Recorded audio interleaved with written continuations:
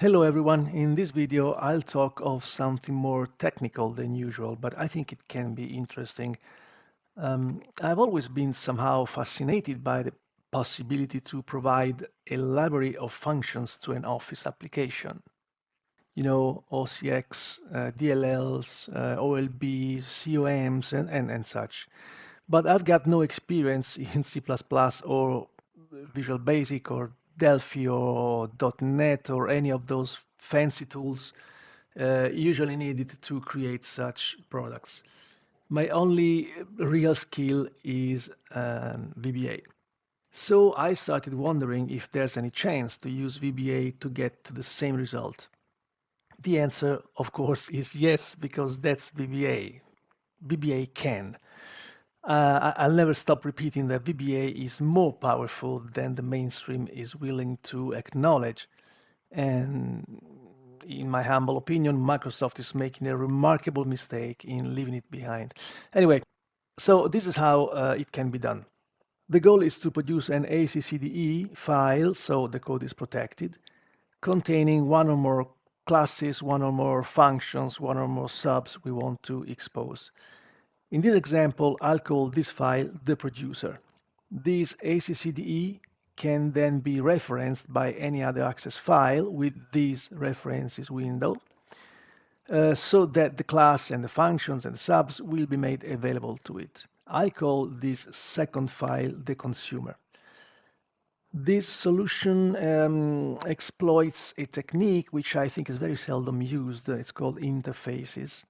An interface in this context is just a declaration of the signatures of all the properties, the methods and the functions we want to expose.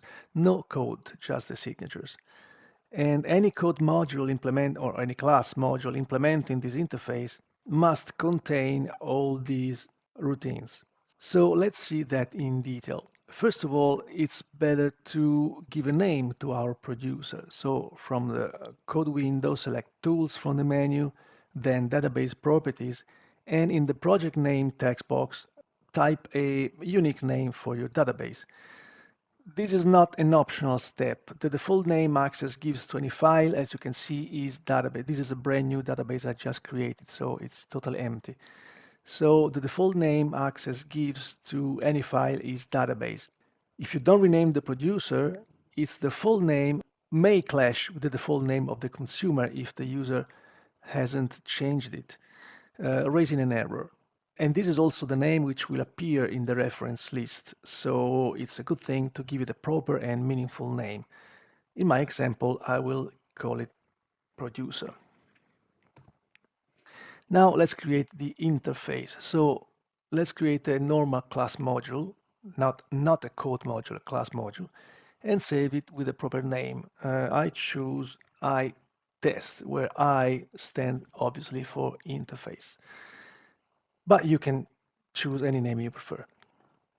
In this module, type the signatures of all the routines you need. In this example, I'll declare one for each type of the common routines, a sub, a function, and a property. Let me copy and paste them to save some time. So we have a sub, we have a function, and we have a property get, a property let. As you can see, I didn't write any code, just the routines signatures. And that's all for the interface.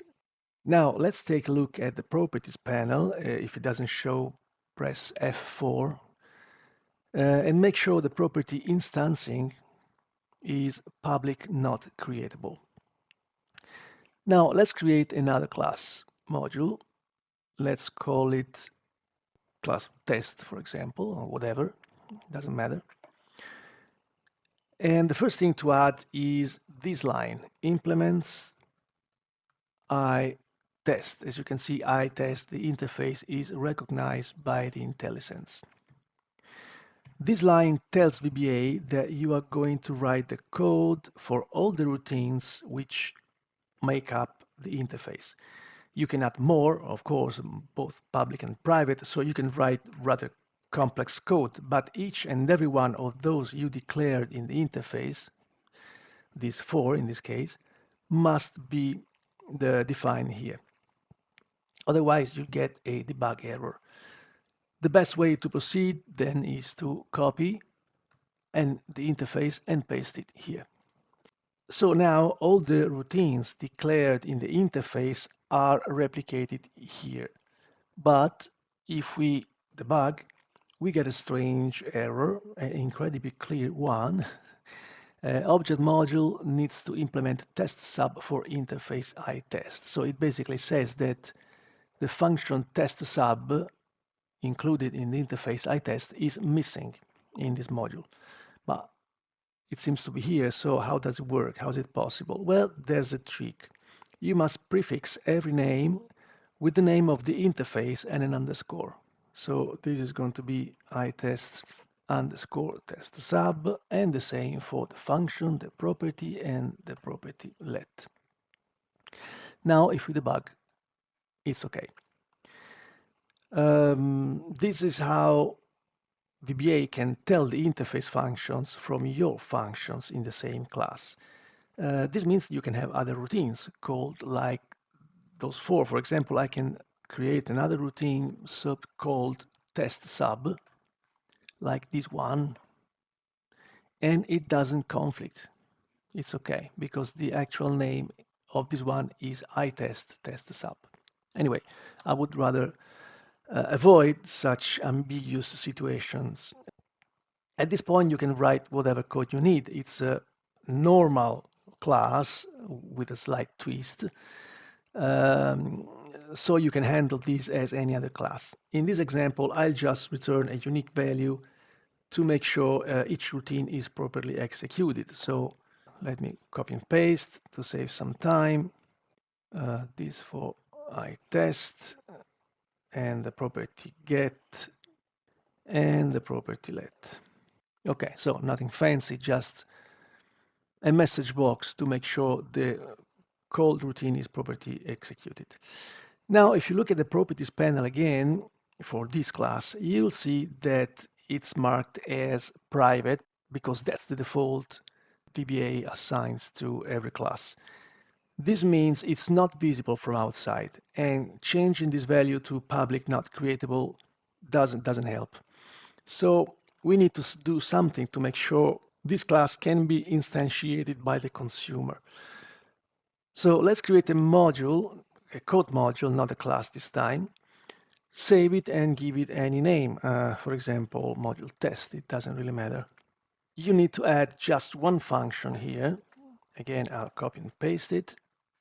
And I called it create instance. Note that it returns an interface, an iTest object, but it creates an object of type class test. So the consumer can't see the class directly. Okay, so this function will work as a bridge between the consumer and the class. The consumer will call this function, so choose its name wisely, and it will expose an instance of the class. Of course, you can choose any name you prefer, not necessarily create instance. That's my personal choice. One more note, this module can contain other public routines, and they all will be visible to the consumer. So for example, let's create here a public sub, just generating a message box.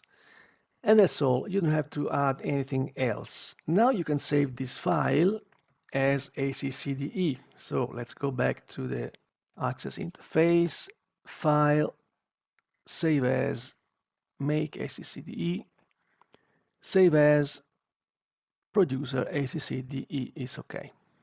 Save. And this is the final file you can distribute. Let's now see what happens on the consumer side. First of all, I have to close the producer or I get some error. So I'll just create a new database, a brand new database. I'll call it consumer. I open it and I switch to the editor. Now let's go to Tools, References.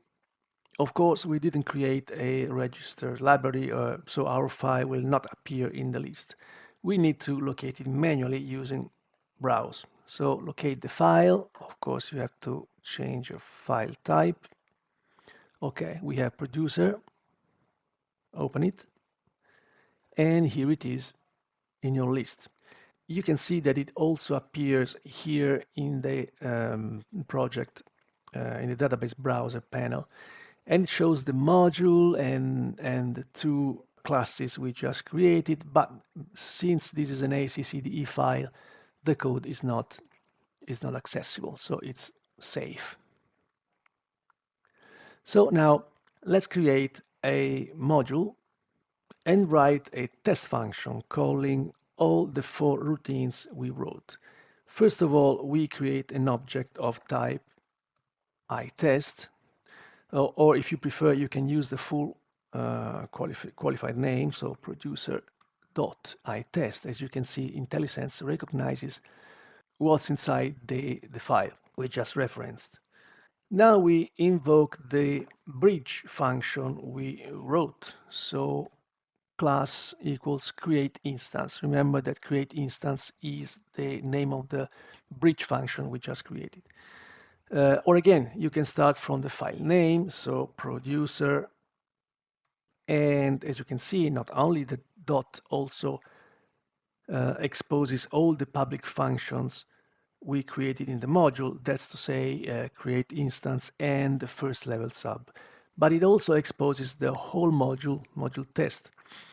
In this case, it's rather useless since it contains only the 2 functions we just saw, create instance and first level sub.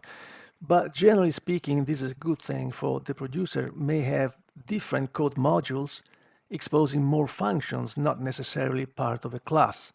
Normal functions, so to say. For example, I don't know, a module with mathematical functions, another module with graphic related functions, and so on. And the consumer can access these libraries just choosing the correct module and then pressing the dot. So in our case, just create the instance, and voila, that's it. Now you can use CLS to access our class routines, always assisted by IntelliSense. So let's call them all. Let me copy and paste again. Here I call the sub, here I call the function, here I call the property get, here I call the property let. So when you run this procedure, you get the correct replies from the class. This is the sub, this is the function, this is the property get, and this is the property let. What now? Well, of course, if you want to distribute your consumer to others, you must also distribute the ACCDE file, obviously. That's somehow annoying, in some cases probably even unacceptable, but I think in many cases this can be an acceptable alternative to other more elaborated and more expensive solutions like Visual Basic, .NET and such, which also require other and different skills and experience. This is something that every VBA developer can do with no additional cost, so it's a very cheap solution. Of course, this implies a compromise. In this case, your application and the ACCDE must always go together. But I think it may be a little price to pay in many situations. Well, this is all. I hope you found this topic interesting and most of all useful. So see you soon.